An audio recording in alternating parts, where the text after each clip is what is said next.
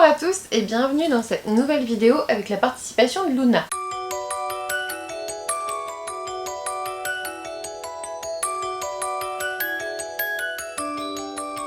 Dans cette vidéo, je vais vous présenter ma pile à lire de février. Vous allez voir que je participe au challenge, à l'événement d'Audrey du Souffle des mots. Donc petit mois, petite lecture. J'ai essayé de sélectionner des petits livres, mais vous allez voir que j'ai un petit peu triché aussi parce que il y en a d'autres qui me font envie. Comme d'habitude, il s'agit d'une pioche à lire. Vous savez que c'est un concept que j'ai débuté il y a vraiment plusieurs mois. Ce concept vous permet de ne pas culpabiliser, en tout cas me permet de ne pas culpabiliser. N'hésitez pas à le reprendre, il n'y a pas de souci. Voilà, ma pioche à lire, c'est une pile à lire dans laquelle je vais piocher, mais aucune pression. Je n'ai pas besoin de lire toute cette pile à lire, ça n'est pas grave, aucune pression. Le mot d'ordre de cette chaîne, c'est faites-vous plaisir, lisez, aucune pression. Je le reprécise parce que vous êtes quand même pas mal à avoir rejoint cette chaîne ces derniers temps, donc merci à vous et bienvenue par ici. Et puis voilà, une pioche à lire, pas de pression, on pioche, on lit ce qu'on veut. C'est aussi pour agrémenter un petit peu mes envies. Vous allez voir que là-dedans il y a un petit peu de tout finalement dans cette pile à lire de février. Dans cette pioche à lire de février, il y a de tout et je ne lirai pas tout, ça c'est sûr. Du coup en janvier j'avais trouvé le livre parfait pour l'événement petit mois, petite lecture. Pour le coup je pense, si Audrey un jour passe par ici, je pense qu'elle sera d'accord avec moi, je ne peux pas trouver plus petit que ça. Voilà, on est sur de l'influence en littérature d'André Gide. Je pense que c'est un essai, c'est aux éditions Alia. Et vous voyez ici, c'est un peu petit, hein. Voilà, c'est bien plus petit qu'un poche. Il fait 45 pages et je l'ai vraiment gardé pour février, pour le lire en février, parce que je trouve la blague beaucoup trop drôle de prendre vraiment un très petit livre, on devrait même dire un mini-livre là pour le coup. Donc voilà, on parle de l'influence en littérature lors d'une conférence de 1920, quelque chose comme ça 1900, non, 1900 tout court, voilà. De l'influence en littérature et le texte d'une conférence donnée à Bruxelles le 29 mars 1900 au Cercle culturel de la libre esthétique. Voilà, on verra bien ce qu'il dit sur justement de l'influence en littérature. Ensuite, je vais commencer par vous parler des graphiques parce que les graphiques sont par essence même des petits livres. Pour rappel, dans Petit mois, petite lecture, le but c'est de lire des livres de moins de 200 pages. Il y en a que j'ai choisi qui font plus de 200 pages parce que voilà, ils entreront pas dans ce challenge là. Comme je vous l'ai dit, je fais une pioche à lire. Le but c'est pas de me forcer à lire des petits livres si j'ai pas envie de lire ce que j'ai par exemple, vous voyez ce que je veux dire. Mais pour moi, mon but vraiment en février, ça va être de lire le plus de petits livres possible, autant que j'en ai envie en fait, tout simplement, et c'est pour ça que j'ai voulu faire cette pile à lire. Du coup en février, j'aimerais beaucoup lire la suite de Horimiya, le tome 2, donc de Hiro et Daisuke Hagiwara aux éditions Nobi Nobi. Je vous en ai pas encore parlé en update lecture, mais sûrement en vlog et puis sur Instagram. J'ai beaucoup aimé le tome 1 et du coup j'ai hâte de retrouver les personnages dans le tome 2, on en reparlera très vite. Ensuite pour les mangas, alors je vous avoue qu'il y a forcément quelques tomes 1 que j'ai envie de lire et je les garde un peu sous le coude mais sans certitude. Je voulais surtout vous remontrer mes sagas favorites dont il me reste quelques livres à lire. C'est-à-dire que j'ai à tes côtés tome 4, tome 5, 6, 7, 8 à lire. Donc c'est de Megumi Morino aux éditions Akata et il me reste 4 tomes à lire, c'est trop bien. J'ai lu et adoré 4 tomes et il me reste 4 tomes à lire et adorer. Mais ça c'est trop bien, je suis trop contente. J'ai trop bien fait d'attendre d'en avoir plusieurs parce que là du coup je vais les dévorer ce mois-ci. Bon après l'attente va être difficile mais je les sais, je suis trop contente. Voilà, j'ai trop hâte. Et puis hop, je pose dans le même... un peu dans le même registre, j'ai aussi 2 tomes pour le coup de Vampire Dormitory. Vous savez que j'ai pas mal aimé cette saga. C'est vrai que cette couverture est un peu équivoque, hein. Bon, hein, elle aurait pu être un peu plus habillée la jeune fille. Comment elle s'appelle déjà? Mito? Je crois qu'elle s'appelle Mito. Je me souviens que je me suis arrêtée sur un moment assez critique dans cette saga, vraiment assez critique, et je me souviens avoir été extrêmement frustrée de ne pas avoir la suite. Dès que le tome 4 est sorti, je l'ai lu. 5 pardon, 5 parce que là on est sur les 6 et 7.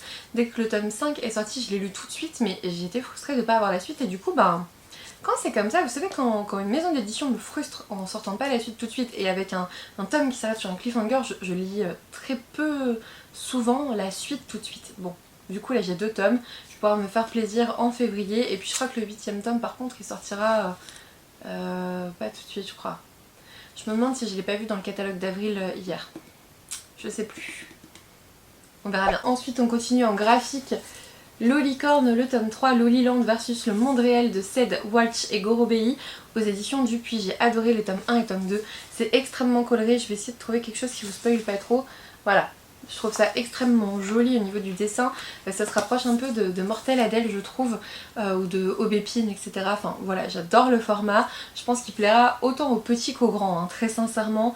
J'ai adoré les 2 premiers tomes, je vais replonger avec plaisir dans la suite de cette histoire. Dernier manga que j'ai mis officiellement dans cette pile à lire, petit mois, petite lecture, mais je n'exclus pas d'en lire d'autres, hein, évidemment. Si j'ai déjà en fait il faudra déjà que je finisse cela avant d'en lire d'autres, ça sera ça. Et du coup c'est Criminel Fiançailles, le tome 1 de Asuka Konishi aux éditions Pika. Celui-ci j'ai bien envie de le lire, j'ai hâte de voir, en général j'attends un petit peu les premiers tomes, mais là ouais il me dit bien, on est un peu dans la pègre, hein, dans le côté mafia il me semble. Pas mafia au Japon, c'est comment? Les Yakuza, voilà, les Yakuza. Donc voilà, j'ai hâte de voir ce que ça donne, on en reparlera j'espère en février du coup. Ensuite j'ai aussi mis des comics, j'ai mis les tomes 1 et 2 de Something is Killing the Children de James Tynion IV et Werther Dell'Edera plutôt. Donc les tomes 1 et 2 chez Urban Comics, voilà. J'ai bien envie de les découvrir, je crois qu'il y a un tome 3, donc il faudra peut-être que je me le procure si j'apprécie cette saga, bien évidemment. Et puis évidemment, il y a plein d'autres BD que je pourrais lire, mais j'ai envie de vous dire, je pense que je me laisserai guider au gré de mes envies en février. Voilà, j'ai déjà mis ceux-là parce que j'ai très envie de les lire dans un court laps de temps, mais il est possible que je déroge tout à fait à cette règle de la pioche à lire et que j'aille piocher ailleurs. Ma pile à lire est ici, pourquoi pas, j'ai envie de vous dire, pourquoi pas. Ensuite, j'ai essayé de trouver des livres qui allaient justement dans cette pile à lire petit mois, petite lecture. Il y en a qui y sont parfaitement, moins de 200 pages, on est parfait. Il y en a qui y sont presque et il y en a qui y sont pas du tout. Là, on est dans un qui y est presque. Il s'agit des entraves de l'hiver de Jenny Berger aux éditions Plume Blanche. Il fait 240 pages, je crois, donc ça va pas trop, 245 pages. Donc oui, ok, on dépasse, mais en même temps, les entraves de l'hiver, si j'attends le printemps pour le lire, je ne le lirai plus. Je me connais, je vais pas le lire. Donc j'ai bien envie de le lire en février ou en mars. Donc je sais pas, on verra quand j'en aurai envie. Mais voilà, on est avec Jack Frost qui a un plan depuis des siècles. Il n'existe que durant quelques semaines en décembre. Et je crois que ce qu'il veut, c'est justement faire basculer le cours de son existence et exister un peu plus. Je sais pas trop, voilà, on verra bien ce que ça donne. J'ai vu des avis très différents les uns des autres sur ce roman, donc je compte bien me faire mon propre avis dessus. Un qui rentre parfaitement, il s'agit de Meredith de Morgan Stankiewicz aux éditions Noir d'Absinthe. Là on est sur un format 101 pages. Voilà, franchement, si celui-ci rentre pas, il n'y en a aucun qui passe dans le challenge. Donc là, l'histoire se déroule en Nouvelle-Angleterre en 1813, et j'ai plus envie de lire le résumé parce que bah voilà, ça fait 100 pages, donc je veux pas, et je pense que c'est plutôt un roman gothique plus qu'autre chose, peut-être horrifique, je ne sais plus. Je ne sais pas trop, et j'ai pas envie de savoir avant de le lire, j'ai très hâte. Vraiment très hâte de découvrir ce qu'il en est. Regardez-moi cette couverture juste sublime quoi. Enfin je sais pas si ça fera le focus mais je trouve ça vraiment très beau et du coup j'ai très hâte de voir ce que ça donne. Ensuite on est sur un format de 124 pages, ça va, je continue avec Noir d'Absinthe, il s'agit de Mon Stress. Là pour le coup on est sur un recueil de nouvelles donc je me suis dit ok 225 pages mais en fait chaque histoire fait beaucoup moins que ça donc ça passe non? Vous savez très bien que je suis une tricheuse dans les challenges, c'est pour ça que j'en fais jamais. Je triche, je ne sais pas participer honnêtement à un challenge littéraire, ça n'existe pas pour moi. Voilà, j'ai triché, on est dans un recueil de nouvelles qui fait plus de 200 pages, mais chaque nouvelle fait moins de 200 pages, donc ça marche. Pour moi ça marche en tout cas, dites que vous validez, j'espère. Je sais pas, j'ai trop envie de le découvrir. On est avec... voilà, descendez aux côtés de nos auteurs dans les catacombes de la civilisation, explorez cette peur du féminin, excavez les tabous qui l'habillent, parure de chair et de sang, ornement de stupre et de vengeance. Ça fait trop envie. On va parler féminin justement et peur du féminin. Moi ça m'avait vraiment attirée donc... voilà. Ensuite, 235 pages, j'ai envie de lire numéro 2 de David Fuenquinos aux éditions Gallimard. Vous savez, cette histoire extrêmement controversée, je sais, par rapport à celui qui a failli être Harry Potter, cet acteur qui a failli être Daniel Radcliffe en fait, mais Daniel Radcliffe a raflé le poste, enfin a raflé le casting hein, pour être Harry Potter. Qu'est-il arrivé à ce numéro 2? Qu'est-ce que ça fait d'être numéro 2, d'arriver pile devant le podium et de ne pas être Harry Potter alors qu'on voit Harry Potter partout depuis plein d'années, on a vu les films, etc. Qu'est-ce que ça fait en fait d'être numéro 2? Moi, c'est vrai que, en effet, je pense que parler d'Harry Potter c'est extrêmement habile et en effet il y a un coût commercial à faire là-dedans, mais j'ai envie de vous dire, David Fuenkinos a été assez malin pour trouver cette idée. Je trouve ça super intéressant de parler du Harry Potter numéro 2, en fait celui qui a failli mais qui ne sera jamais, et je trouve ça super intéressant et très malin d'avoir utilisé Harry Potter parce que clairement là il n'y a pas d'histoire de droit ni rien, il parle du numéro 2, il parle pas d'Harry Potter et ah qu'est-ce que c'est malin je trouve. Bref, je sais que c'est très controversé mais voilà, moi j'aurais aimé avoir cette idée en fait, par exemple. Même si c'est controversé, je trouve ça très habile. Je sais pas du tout en fait ce que ça donne au niveau des avis, j'ai pas trop regardé et ça me va très bien. Je me ferai mon propre avis en le lisant et puis c'est tout. Ensuite j'ai mis le Philippe Besson, Paris-Briançon aux éditions Julliard. Pour le coup on est sur du... franchement j'ai géré, on est sur du 203 pages. Ça va, heureusement que j'ai pas trop lu l'épilogue je pense. En regardant à la fin, je peux me spoiler les bouquins en regardant le nombre de pages, hein. C'est incroyable. Je pense que vous l'avez déjà vu passer partout. On est avec, vous savez, le train couchette de la nuit. On va justement jusqu'à Briançon de Paris. Et on sait très bien depuis le début qu'on n'aura pas le même nombre de personnages vivants à la fin, vous voyez ce que je veux dire. Qui va mourir, on ne sait pas, nous verrons bien, j'espère que ça me plaira. Ensuite, 217 pages je crois, j'ai mis le livre des heures d'Anne de la Flotte, Médévie aux éditions Buchet-Chastel. Ici, le seul truc qui m'a vraiment attiré, c'est qu'on est avec Marguerite qui est fille et petite fille d'enlumineurs. Des enlumineurs. Moi rien que ça, ça m'a fait acheter le livre en fait. Je n'ai jamais lu de roman avec des enlumineurs, j'espère que ça me plaira. Je me souviens plus trop de l'histoire et en même temps vu que c'est un court roman, j'ai pas trop envie de relire le résumé, j'ai hâte de voir ce que ça donne. Ensuite j'ai forcément mis un peu de roman asiatique, évidemment. Là on est avec un roman traduit du chinois qui est Le goût sucré des pastèques volées de Sheng Kei, qui m'avait été offert pour mon anniversaire par Rachel. Merci beaucoup Rachel. Et du coup on est sur 150 pages. Moins de 200 ça c'est sûr. Ouais, entre 150 et 160. Il y a des illustrations, je trouve ça très chouette, ça va changer un petit peu. J'ai hâte de voir ce que ça donne, j'ai hâte de me plonger dans une plume asiatique, vraiment ça me manque un petit peu. Du coup j'en ai sélectionné plusieurs, vous allez voir. J'ai aussi sélectionné Konbini, vous voyez, là on est vraiment bien dans le challenge, 122 pages. C'est de Sayaka Murata aux éditions de Noël. Et là on est avec Keiko Furukura qui a toujours été en décalage par rapport à ses camarades. À 36 ans elle occupe toujours un emploi de vendeuse et elle a absolument pas envie de le quitter, elle est célibataire sans enfant et du coup plutôt précaire à un âge où ses amies de fac ont déjà toutes fondé une famille. Et ils vont employer un nouvel employé qui s'appelle... Ils vont engager un nouvel employé qui s'appelle Shiraha, qui a 35 ans, qui est aussi célibataire. Et il va se passer des choses bizarres et je veux pas lire plus parce qu'il est trop petit pour lire tout le résumé je trouve. Voilà, on verra bien. Elle avait reçu un prix je crois, peut-être au Japon, je ne sais plus. Ouais, elle a reçu de nombreux prix dont le prix Akutagawa, équivalent japonais du Goncourt. C'est un Goncourt japonais les enfants. Voilà, il fallait absolument que je le lise. Ça me fait très envie, voilà. Ensuite, 238 pages. J'estime qu'à moins de 250, franchement, j'ai plutôt rempli le challenge, même si c'est pas la consigne de base, mais encore mon côté tricheuse, c'est tout. J'ai mis du coup Tant que le café est encore chaud de Toshikazu Kawaguchi. Toshikazu... En fait, on dirait plutôt Toshikazu Kawaguchi, je pense, aux éditions Albin Michel. Et là, on se trouve à Tokyo, dans un petit établissement, au sujet duquel circulent 1000 légendes. On raconte notamment qu'en y dégustant un délicieux café, on peut retourner dans le passé. Mais ce voyage comporte des règles, il ne changera pas le présent et dure tant que le café est encore chaud. Je vois un peu la morale de l'histoire venir, mais ça me dit bien, ça a l'air tout doux. Et il me semble que c'est Estelle du compte Petite Lectrice, je vous mets sa chaîne en barre d'infos, c'est très chouette ce qu'elle fait avec ses carnets de bord.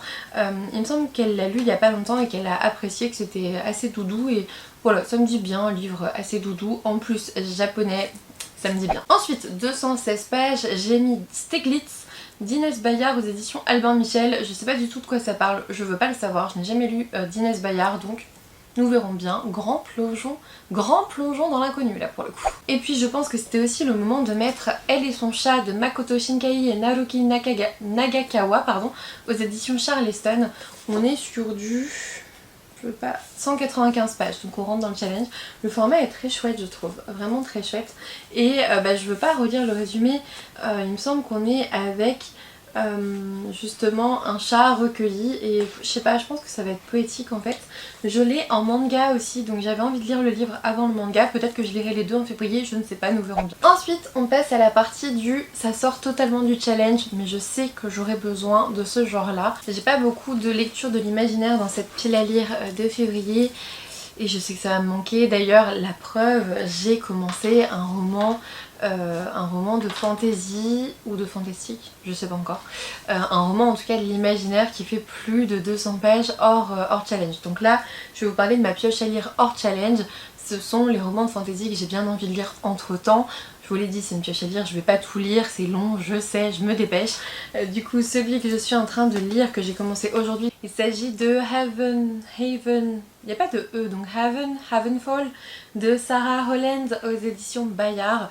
Vous savez sûrement, si vous êtes là depuis un moment, vous ne le savez pas si vous venez d'arriver, que j'ai adoré l'auteur dans Everless qui est derrière moi, qui est caché par le fauteuil, mais j'avais adoré Everless, je n'ai pas lu Evermore, je crois que c'est dans ce ordre là. Oui, j'avais adoré, vraiment adoré Everless, mais j'ai pas encore lu Evermore pour la simple et bonne raison que ça m'énerve quand ça arrive un an après, j'oublie les histoires et je continue pas les romans. Bon, enfin les sagas. Et du coup là, c'est pareil, hein, je suis repartie dans le même mécanisme parce que Havenfall, je pense, le tome 2 est noté parution en février 2023, donc de toute façon il faudrait que j'attende un an. Mais il me faisait trop envie. On est avec 4 royaumes, donc la Terre, et puis on a Fjordenkill, Ardan et Solaria. À Fjordenkill, on sait que c'est recouvert de glace et de givre, à Ardan c'est écrasé par la chaleur, et Solaria, vous avez une porte qui est scellée pour empêcher les créatures bestiales qui l'habitent d'en sortir. Et dès le début vous avez une présentation, moi j'ai lu, je suis à la fin du premier chapitre là, il me reste une page parce que j'ai pas pu continuer, on m'a appelé en fait. Et en fait les premières pages c'est la présentation des mondes et ensuite on a le prologue et ensuite on commence, donc voilà. J'adore ce genre de choses, j'avais adoré l'auteur donc j'espère vraiment qu'il va me plaire. Ensuite j'ai aussi mis la sortie de Plume Blanche de février je crois, il s'agit de Maudite de Sizzle, je ne sais pas comment ça se dit. Je l'avais acheté au salon du livre de Mons en avant-première et là du coup aujourd'hui il sort enfin aujourd'hui, vous voyez ce que je veux dire, en ce moment il va sortir et ça me fait trop envie, j'ai trop envie de le découvrir maintenant aussi. On est dans la cité de Lialès qui vit au rythme de la magie et on a Elisa qui est insensible à la magie. Dans ce monde où ses perspectives d'avenir sont bien limitées, elle trouve le bonheur auprès de Nathanaël, un maître décrypteur. Bref, on verra bien ce que ça donne, j'ai pas envie de trop en lire, je trouve la couverture très jolie. Il y a des reflets, je sais pas si vous verrez, mais il y a des reflets avec des symboles et tout qui sont repris dans les en-têtes de chapitre, c'est-à-dire que, hop, vous voyez, en tête de chapitre. Bref, il y a toujours un travail de dingue au niveau éditorial pour Plume Blanche, il me faisait trop envie. Et dans le même temps, en fait, j'ai mis aussi dans cette pioche à lire la sortie de janvier qui est Sistra de Marine Stengel, je ne sais pas comment on dit, toujours chez Plume Blanche. Regardez-moi cette couverture, voilà, là j'ai réussi à vous mettre le reflet je crois. Pareil, je l'avais acheté au salon du livre de Mons en avant-première, ça sert pas à grand chose parce que du coup je l'ai pas lu avant, mais je suis quand même contente de l'avoir. Et là vous savez c'est cette histoire dont je vous ai déjà parlé où vous avez deux sœurs qui naissent dans la même famille, on ne peut pas avoir plus d'un enfant je crois, et du coup les deux sœurs vont être séparées, entraînées et vont devoir se retrouver pour se battre parce que l'une d'elles va uniquement l'une d'elles, c'est ça la phrase que je voulais faire, uniquement l'une d'elles va pouvoir survivre. Bref, on verra bien ce que ça donne. J'ai pas vu, j'ai fui, vraiment j'ai fui les avis. Je veux pas savoir ce que les autres en pensent. J'ai hâte de découvrir ces deux romans et de me faire mon propre avis. J'ai aussi mis dans cette pioche à lire la sortie de janvier de chez Inceptio, donc De l'autre côté des étoiles de Jérôme Patalano, qui me fait énormément envie. Je crois que j'avais commencé une page. Juste la première page et c'était chouette, mais je voulais lire Belle avant et du coup il a attendu un petit peu. Pareil, un super travail de d'édition je trouve. Les éditions indépendantes sont vraiment chouettes sur ça, franchement ils apportent tous un soin, enfin pas tous, beaucoup apportent un soin vraiment particulier à leur roman et ça fait plaisir de voir ça. Donc bref, il fait plus de 200 pages mais j'ai bien envie de me le faire à un moment donné aussi. Et puis dernier livre de fantasy, il s'agit de Iron Widow de Chiranjay Zhao, je sais pas trop comment on dit, aux éditions La Martinière Jeunesse. Et là pour le coup il me fait mais extrêmement envie, vraiment déjà le livre est magnifique.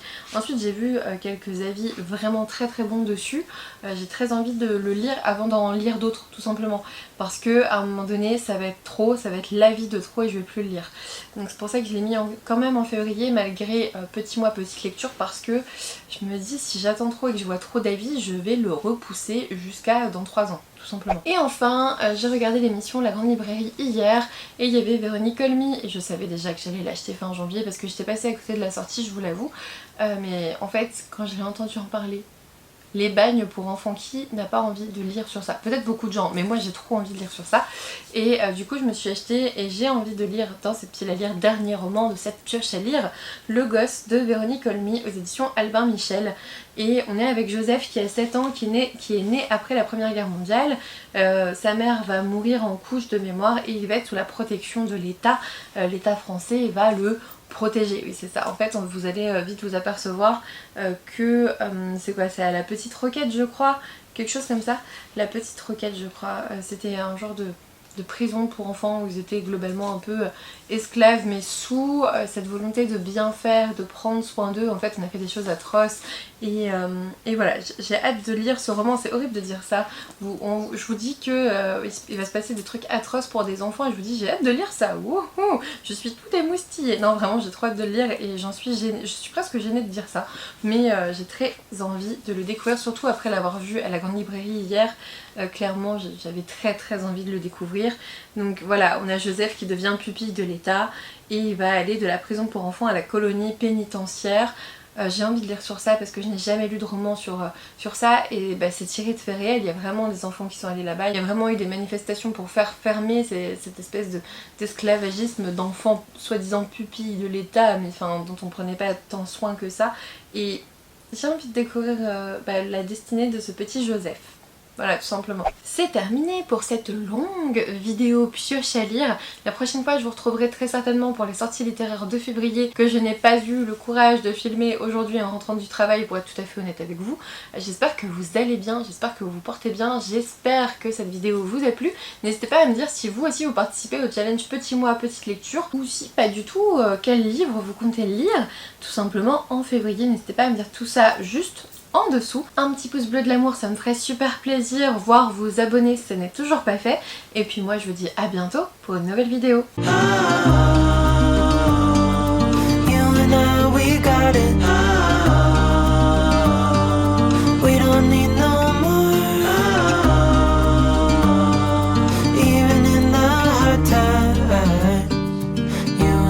Can weather any